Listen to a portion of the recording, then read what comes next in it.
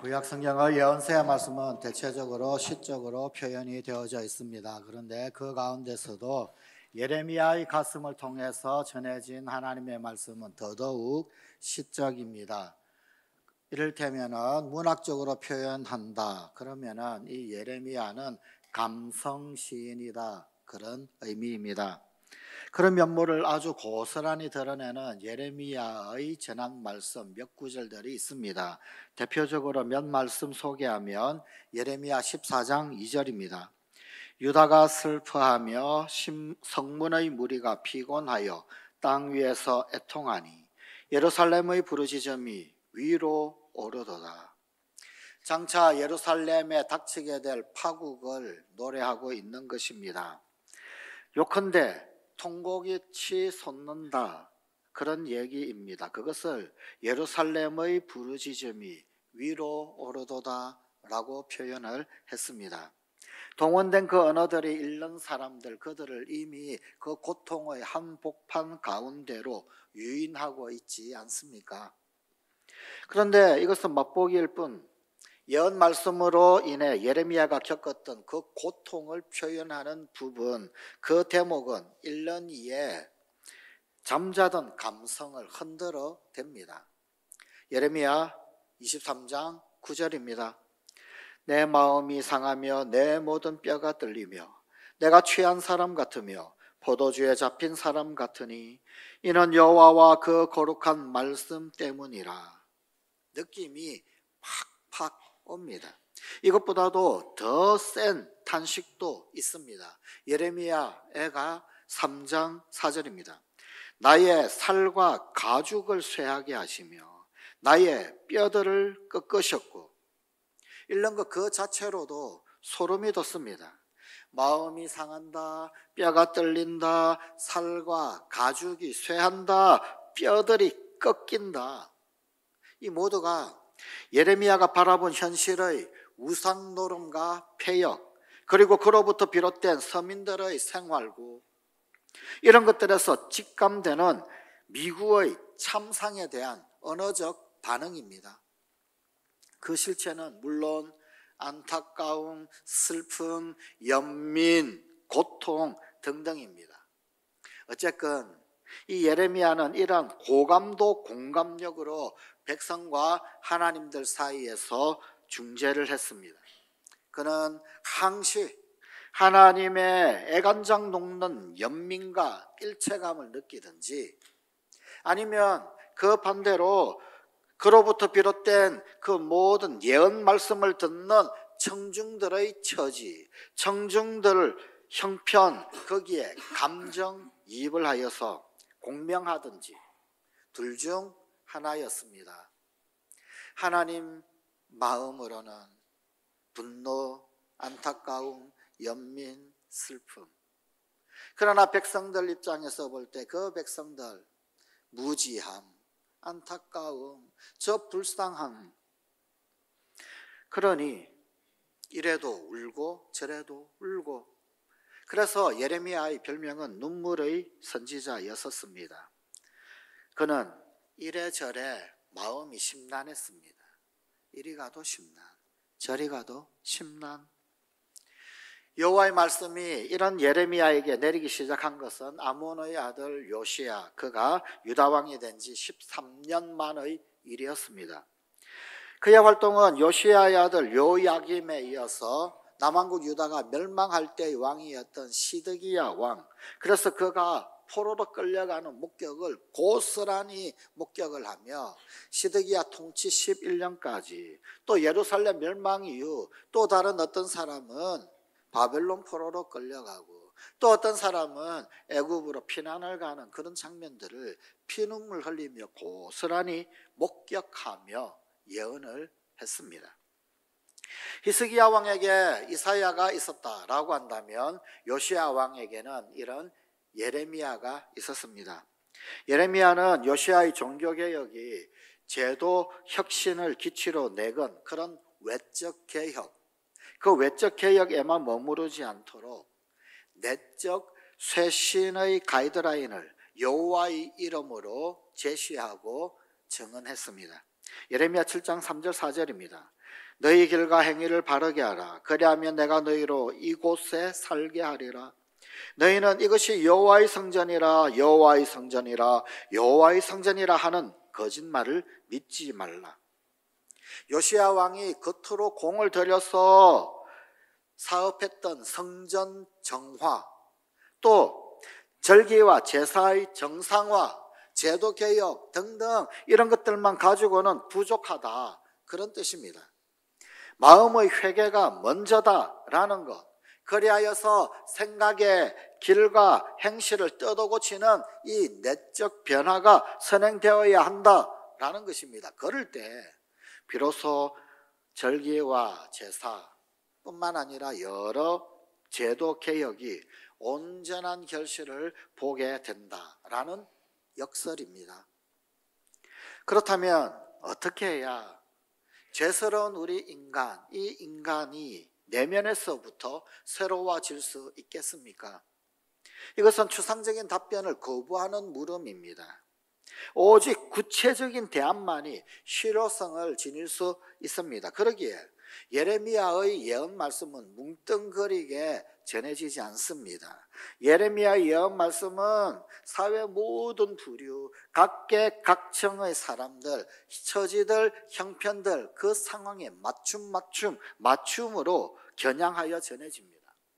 그는 이미 그의 사역 초기 때부터 돌직구로 하나님 말씀을 전할 권위를 이미 하나님께 부여받습니다. 예레미야 1장 9절 10절입니다. 보라, 내가 내 말을 너의 입에 두었노라. 보라, 내가 오늘 너를 여러 나라와 여러 왕국 위에 세워 내가 그것들을 뽑고 파괴하며 파멸하고 넘어뜨리며 건설하고 심게 하였느니라. 예레미야가 말하는 대로 세워지기도 하고 무너지기도 한다. 예레미야가 선포하는 대로 흥망성쇠가 결정된다라는 약속. 하지만 아무리 옳은 말을 한다 할지라도 듣는 이 입장 가운데서는 그야말로 거북할 따름. 그가 앞날을 멀리 보아서 남들 다 잘된다라고 그럴 때, 이러다가 우리 다 망합니다 이야기하고, 남들이 죽겠다라고 아우성칠 때 살 길이 있다라고 청개구리처럼 말하니까 누가 좋아하겠습니까? 누가 반기겠습니까? 예레미야는 그런 예언자였습니다. 그로 인하여서 그는 참으로 숱한 고통을 겪습니다. 온갖 비방당하는 것, 혹평당하는 것. 네가 무슨 예언자냐? 넌 예언자가 아니다. 뿐만 아니라 심지어는 함구령까지 당합니다. 너 아무 말 하지 마. 입도 떼지 마. 너 입 떼면 죽어. 함구령. 뿐만 아니라 체포되기도 하고, 그래도 입을 열어 예언을 전하니까 가택연금을 시켜버립니다. 고문을 합니다. 심지어 진흙 구덩이 깊숙이 생매장해버립니다. 말 그대로 모진 고생입니다. 박해자는 왕, 고관 대신 사제들 할 것 없습니다. 일반 백성들까지 다 동조를 합니다. 심지어 그의 친척들, 그리고 동향인, 고향 친구들까지 다 반대자가 됩니다. 가히 눈물의 예언자. 그 시달림이 얼마나 고역이었던지 그는 입술에 항시 어찌하여를 달고 물음을 던집니다. 그래서 실제로 이 예레미야서에 반복되이 많이 나오는 단어 중에 하나는 어찌하여라는 단어입니다. 어찌하여라고 하며 예언을 하면서, 사실 이 어찌하여라고 하는 단어는 예레미야의 개인적 심사, 그 형편 심정이 고스란히 투영된 말이기도 합니다. 원망의 절정은 자기 스스로 생일을 저주하는 데 있습니다. 그 스스로 태어난 날을 성토하는 대목입니다. 예레미야 20장 14절 그리고 18절입니다. 내 생일이 저주를 받았다면, 나의 어머니가 나를 낳던 날이 복이 없었다면, 어찌하여 내가 태어서 나와서 고생과 슬픔을 보며 나의 날을 부끄러움으로 보내는고. 내가 왜 태어났나? 어떻게 내가 태어났나? 차라리 이런 꼴 보려면 나지 않았으면 좋았을 것을. 그 심정이 고스란히 드러납니다. 그러나 예레미야는 절망의 유혹에 굴복하지 않았습니다. 그는 끝까지 견뎌냈습니다. 그때 하나님의 영원히 여전히 그와 함께 동행했기 때문입니다. 그의 예언 활동 중기 정도 될 때, 중반쯤 될 때, 그럴 때였습니다. 그 무렵 예레미야는 아주 극한 의기소침을 경험합니다. 이제는 더 이상 활동하지 못하겠다. 이제는 더 이상 하나님 말씀 전할 수 없겠구나. 말씀을 전하면 되돌아오는 것, 그것이 그야말로 굴욕적인 박해였으니 심사가 괴로울 만도 했습니다. 그래야 그는 마음으로 수백 번, 수천 번 다짐 또 다짐합니다. 그러면서 나 이제 예언 그만해. 예언 활동을 접습니다. 그러나 번번이 또한 실패. 오늘 우리에게 주신 하나님의 말씀은 예레미야 20장 9절 말씀입니다. 내가 다시는 여호와를 선포하지 아니하며 그의 이름으로 말하지 아니하리라 하면 나의 마음이 불붙는 것 같아서 골수에 사무치니 답답하여 견딜 수 없나이다. 성관 가족 여러분, 이 불가항력은 예레미야 자신의 것만은 아닙니다. 이 시대 남은 자, 하나님 앞에 뜨거운 가슴들의 몫이기도 합니다. 예레미야 예언자의 독보성은 그가 소위 신약, 즉 새 언약의 그 시대를 도래를 일찌감치 예언했다라고 하는 사실에 있습니다. 그는 예루살렘 멸망을 예고하는 동시 또 70년 포로 귀양살이, 또 그 이후 예루살렘 회복되어지는 그 예루살렘에 찾아올 새 영광에 대해서도 아주 다채롭게 예언을 합니다. 그런데 바로 그 맥락 가운데서 예레미야는 새 언약에 대한 거시적 계획을 하나님의 이름으로 선포합니다. 이것은 구약시대에 발설된 예언 메시지 가운데서도 그야말로 백미라고 할 수가 있습니다. 바로 오늘 우리에게 주신 하나님의 말씀 두 번째 본문인 예레미야 31장 31절에서 34절의 말씀, 이것을 표준 세번역으로 다시금 읽어드립니다. 그때가 오면 내가 이스라엘 가문과 유다 가문과 새 언약을 세우겠다. 나 주의 말이다. 이것은 내가 그들의 조상의 손을 붙잡고 이집트 땅에서 데리고 나오던 때에 세운 언약과는 다른 것이다. 내가 그들의 남편이 되었어도 그들은 나의 언약을 깨뜨려 버렸다. 나 주의 말이다. 그러나 그 시절이 지난 뒤에 내가 이스라엘 가문과 언약을 세울 것이니 나는 나의 율법을 그들의 가슴 속에 넣어주며 그들의 마음판에 새겨 기록하여 나는 그들의 하나님이 되고 그들은 나의 백성이 될 것이다. 나 주의 말이다. 그때에는 이웃이나 동포끼리 서로 너는 주를 알아라 하지 않을 것이니 이것은 작은 사람으로부터 큰 사람에 이르기까지 그들이 모두 나를 알 것이기 때문이다. 내가 그들의 허물을 용서하고 그들의 죄를 다시는 기억하지 않겠다. 나 주의 말이다. 예언 말씀의 요지는 조상들이 옛 언약을 깨뜨렸다. 그래서 새 언약을 맺겠다라는 것입니다. 여기서 옛 언약은 돌판에 새겨진 언약, 곧 십계명판으로 맺은 계약입니다. 그러기에 이 이스라엘 백성들은 그것을 깨었다가 그토록 혼쭐이 나고도 또 깨뜨리고 또 깨뜨리는 답답한 짓을 반복했습니다. 법이 돌판에 새겨져 있으니까, 곧 우리 바깥에 그 법이 새겨져 있었기 때문에 우리가 왜 이것을 지켜야 하는가, 그것을 이해하지 못했던 것입니다. 그 법을 제대로 인식하지 못했던 것입니다. 그래서 새 언약이 맺어지면 어떻게 됩니까? 법을 돌판이 아니라 마음에 새겨주신다, 가슴에 새겨주신다라고 하셨습니다. 이것은 나중에 신약시대에 와서 실제로 성령 강림 사건을 통하여서 완전히 이루어졌습니다. 그리하여 그때는 이웃이나 동포끼리 서로 너는 주를 알아라 하지 아니하여도 된다, 이 말씀이 성취가 되었습니다. 성령님이 알게 하시고 생각나게 하시고 깨닫게 하시기 때문입니다. 그 성령님은 우리로 하여금 우리 마음판에 새겨진 언약, 우리 심령 가운데 새겨진 언약, 그 언약을 알게 하시는 분, 깨닫게 하시는 분, 생각나게 하시는 분, 그 언약이 내 마음판에 새겨졌으니, 내 심장 가운데 새겨졌으니 잊을래야 잊을 수 없고 뗄래야 뗄 수 없고 외면할래야 외면할 수 없는 법이 되었다. 그리고 성령께서 그것을 알게 하신다, 보증하신다. 참으로 놀랍고 신나는 사실입니다. 결과론적인 이야기지만 예수님께서는 바로 이 새 언약을 오늘날 성찬식, 성찬례라고 하는 형식을 통해서 또한 맺으셨습니다. 고린도전서 11장 25절입니다.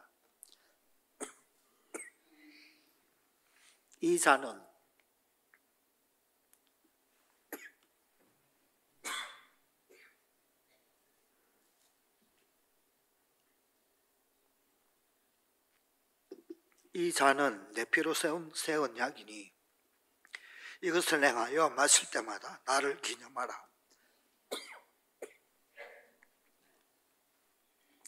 이 예레미야가 선포했던 그 예언 활동, 그로부터 해서 600년, 그 600년이 지나고 난 다음 글자 그대로 성취가 되었습니다. 그리고 그가 처음으로 언급했던 소위 말하는 신약, 새 언약, 이 새 언약, 이 용어, 이것은 우리 그리스도교의 핵심 가치가 되었습니다. 사실 구약이든 혹은 아니면 신약이든 정말 소중하고 중요한 것, 그것은 상호간의 약속을 지키는 것, 상호간의 언약을 지키는 것입니다. 이와 관련하여서 예레미야서에서는 굉장히 아름다운 이야기 하나 전해주고 있습니다. 바로 레갑 사람들,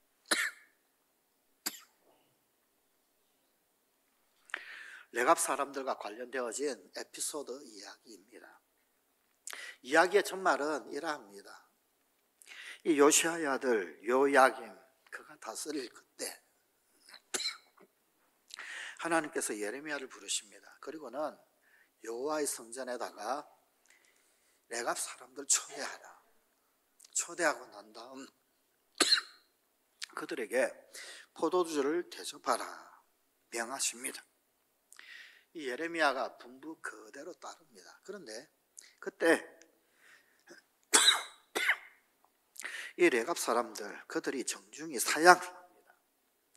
예레미야 35장 6절에서 8절입니다. 우리는 포도주를 마시지 않습니다. 우리는 우리 조상 레갑의 아들 요나답께서 우리에게 명령하신 모든 말씀에 순종하여 우리 자신과 아내와 아들, 딸들이 평생 포도주를 마시지 않습니다. 이것은 일종의 나시린 서원과도 같은 소위 가족 서원입니다.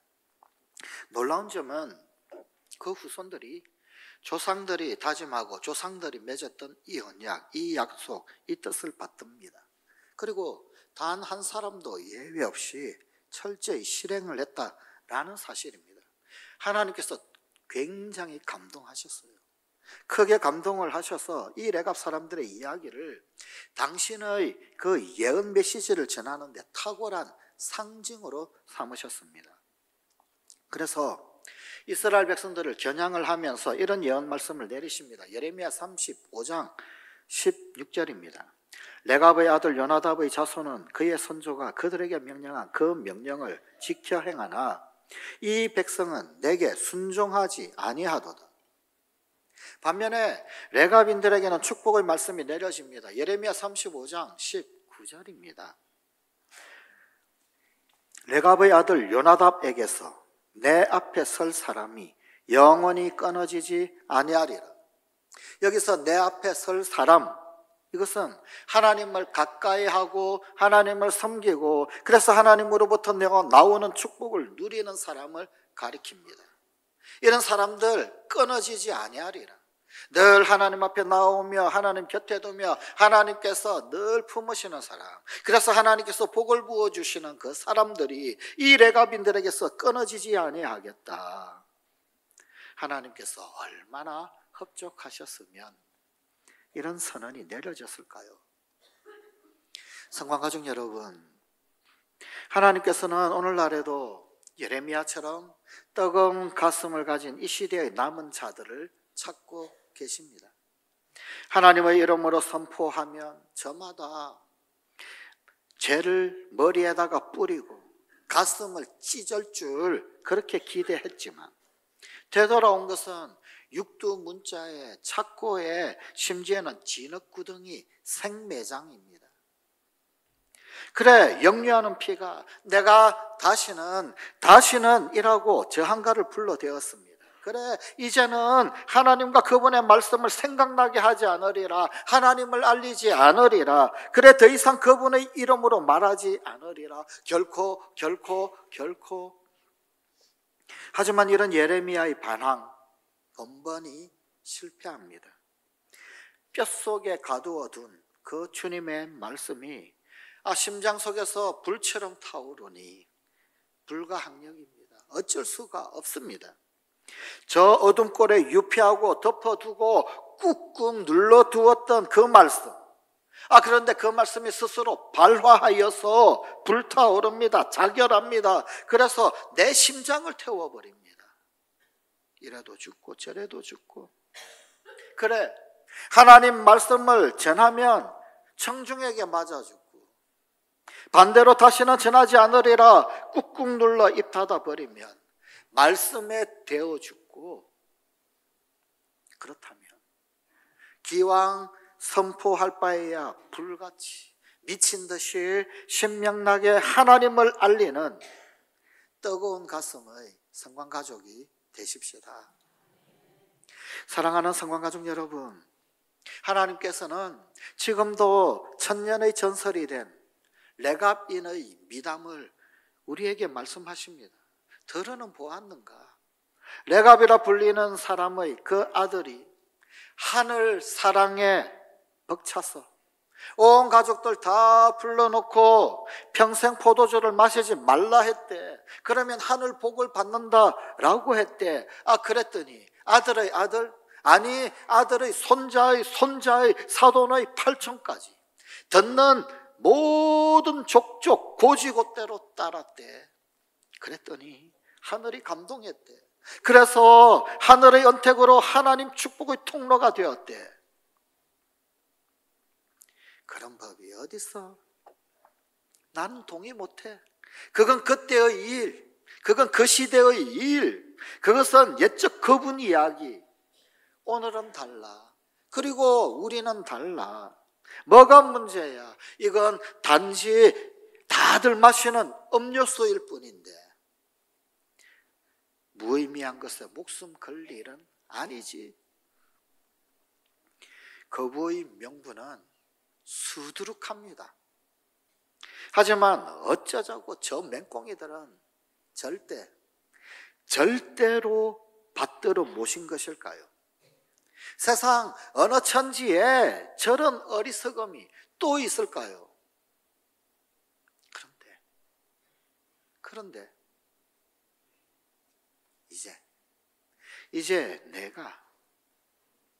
우리가 저 맹꽁이, 저런 어리석음의 주인공 되십시다. 하나님의 절대 명령도 귓등으로 들어 흘려버리고 될 대로 되라 흥얼대기 일수인 이 마당에 기어코 경탄이요, 기어코 충격이요, 깨우침이 되는 오늘의 레갑 사람 되는 성관가족이 되십시다. 주님 약속 붙들고 순명하여서 하나님 앞에서 영원히 끊어지지 아니하는 천년의 복을 누리는 성광의 자녀 손들이 됩시다. 기도하시겠습니다. 아버지 하나님, 불붙는 주님의 말씀 오늘도 우리 심장 가운데 새겨 있으니 이 땅 가운데, 이 세상 가운데 하나님을 알리지 아니하고서는 견딜 수 없는 우리 성관 가족들 되게 하여 주시옵소서. 오늘도 천년의 약속, 그 천년의 축복, 진정한 주인공들 되는 우리 모든 성관 가족들, 성광의 자녀손들이 되게 하여 주시옵소서. 우리 주 예수님 이름으로 기도드리옵나이다. 아멘.